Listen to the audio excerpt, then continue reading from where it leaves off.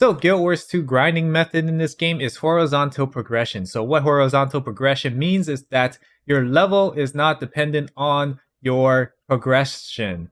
It's your mastery track. So the more mastery levels you get, the more things you can do in the game, but your equipments are capped at level 80. So you will never find yourself out equipped by anyone else because you went away for like 6 months and you came back.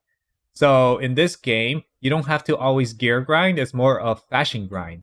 So Bless Unleashed is about vertical progression, so your equipment is dependent on your level. And so if Bless Unleashed developers ever make the level requirements higher, that means you have to farm new gear once again. So that's the thing. If you like grinding for gear, then this is game for you. But if you don't like grinding for gear, Guild Wars 2 would be the game for you. In addition, leveling in this game is a lot harder than Guild Wars 2 because getting to max level does require a bit amount of effort. I have played over 170 hours and I'm only level 36. Max level is level 45. At the moment, nobody is selling level 45 gear. The highest level that I have seen in the gear is level 35.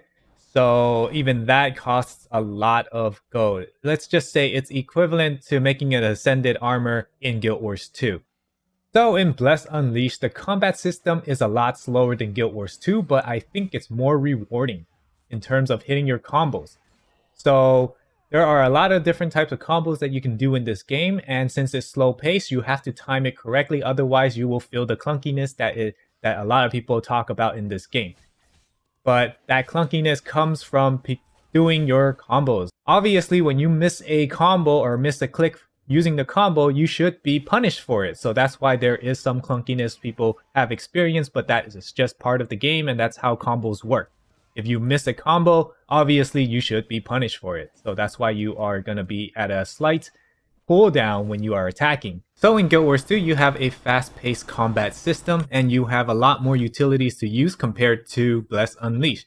You can have range attacks, you can have melee attacks, you can have different transformation, just like what I'm using right now as a Guardian.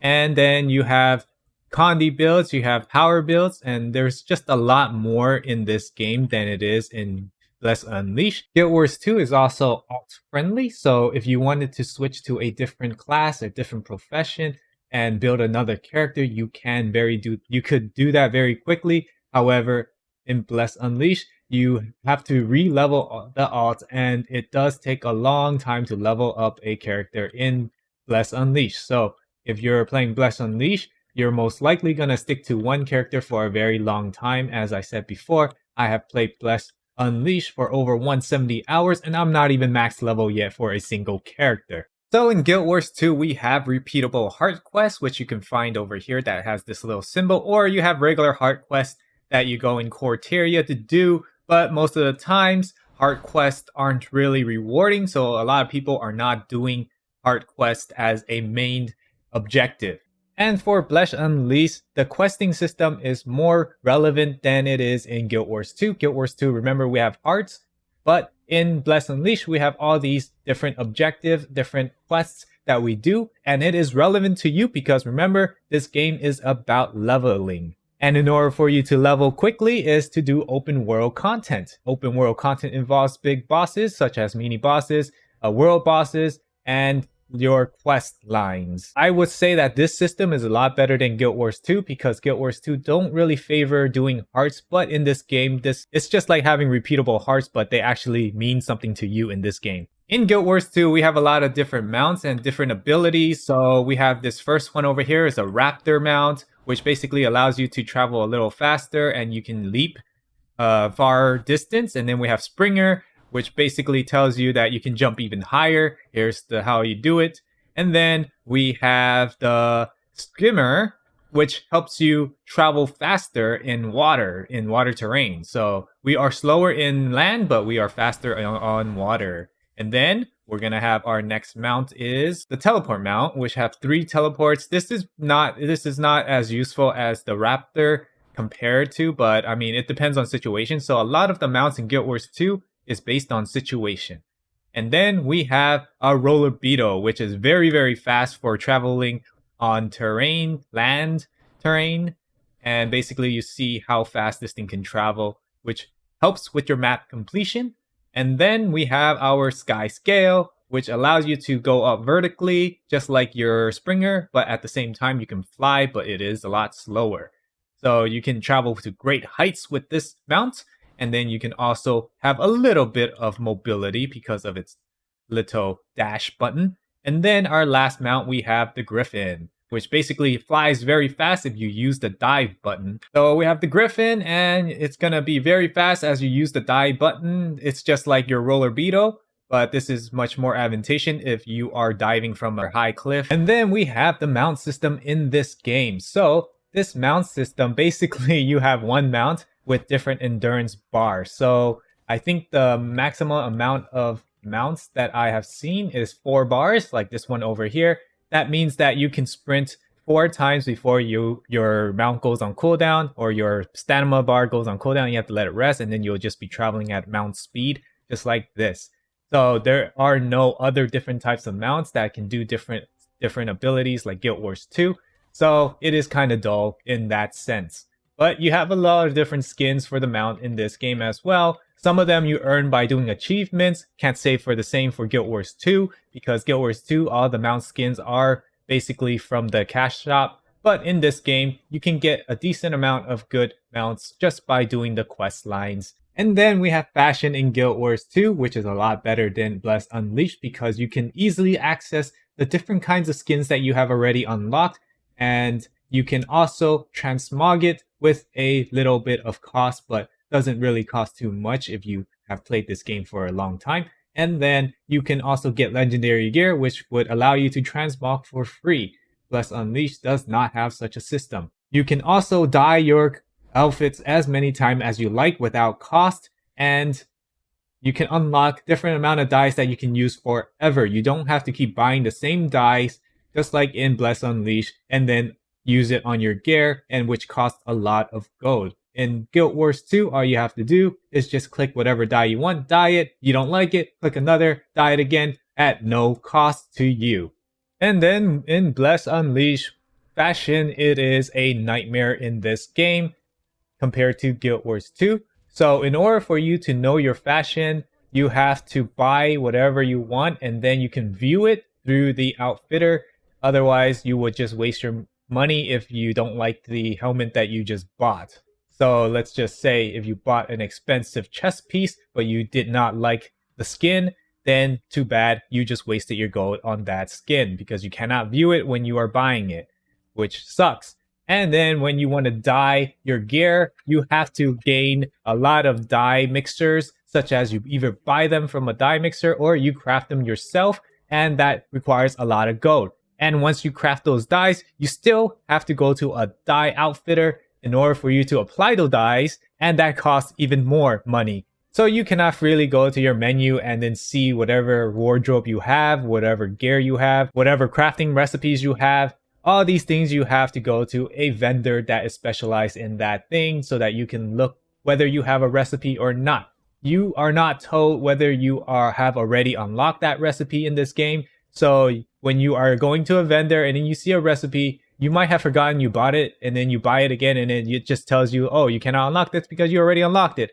And then you are stuck with that recipe, even though that recipe costs a lot to get. And then in this game, we have a lot of materials, just like Guild Wars 2. However, Guild Wars 2 have a bank for those materials, but in this game, we do not have a bank for those materials. We have to keep them in our bags, or we can put them in our personal storage, which is limited in all cases. So when you loot a lot of different materials, they take up a lot of space. Therefore, you are going to be overburdened with it, and you can't loot anything else other than that. So most of the time, I find myself just selling off all the materials just to have space for me to pick up equipments when I do some quests. And then we have PvP Arena. So let's talk about the PvP part of the game. We have a battlefield and a Warlords Arena, as well as open world PvP. So the battlefield is a 15 versus 15 matchmaking. So you just join it, and then you will be randomly assigned to people who are level 28 and above, so that you can get your daily rewards if you win or not. Warlord Arena is basically a 3 versus 3.